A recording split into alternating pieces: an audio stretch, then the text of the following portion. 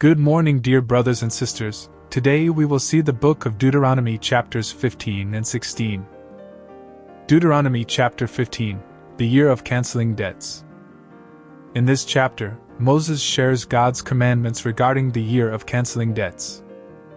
God instructs the people of Israel to practice generosity and compassion towards one another.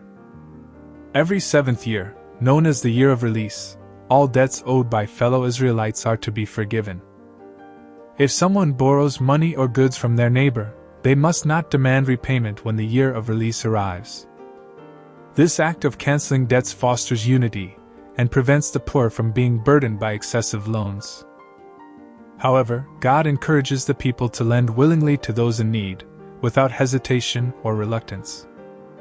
He promises to bless their obedience and generosity, and he assures them that there will always be enough to provide for the poor. Additionally, God emphasizes the importance of releasing slaves in the seventh year. If a fellow Israelite serves as a slave for 6 years, they must be set free in the year of release, allowing them to return to their family and land. The chapter concludes with God's command to dedicate the firstborn of livestock to him. The Israelites are to offer the firstborn animals as sacrifices or redeem them with a substitute offering.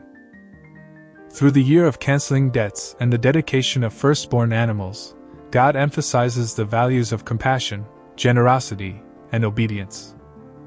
He calls his people to care for one another and demonstrate his love through their actions. As we read Deuteronomy chapter 15, we are reminded of the importance of showing kindness and support to those in need. It teaches us to live selflessly and to trust in God's provision as we follow his commands. Deuteronomy chapter 16, celebrating the festivals. In this chapter, Moses explains the importance of 3 annual festivals that the people of Israel are to observe as part of their worship and remembrance of God's goodness. 1. The Passover. The people are to celebrate the Passover in the first month of the year. They remember how God delivered them from slavery in Egypt and are to offer sacrifices to thank him for his faithfulness. 2. The Feast of Weeks. 7 weeks after the harvest begins, the people are to hold a joyful feast before the Lord. They present offerings of their crops and rejoice in God's provision. 3. The Feast of Tabernacles. In the 7th month, the people are to observe the Feast of Tabernacles for 7 days.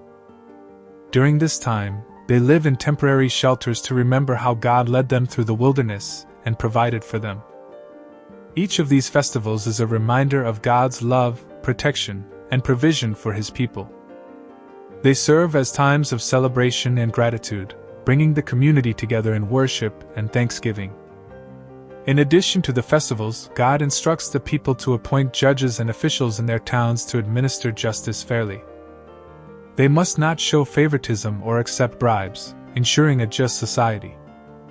As we read Deuteronomy chapter 16, we are reminded of the importance of celebrating and remembering God's goodness in our lives.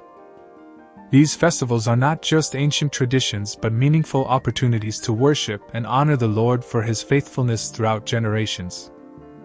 Dear brothers and sisters, we will continue the next chapter of Deuteronomy in the next video. God bless you.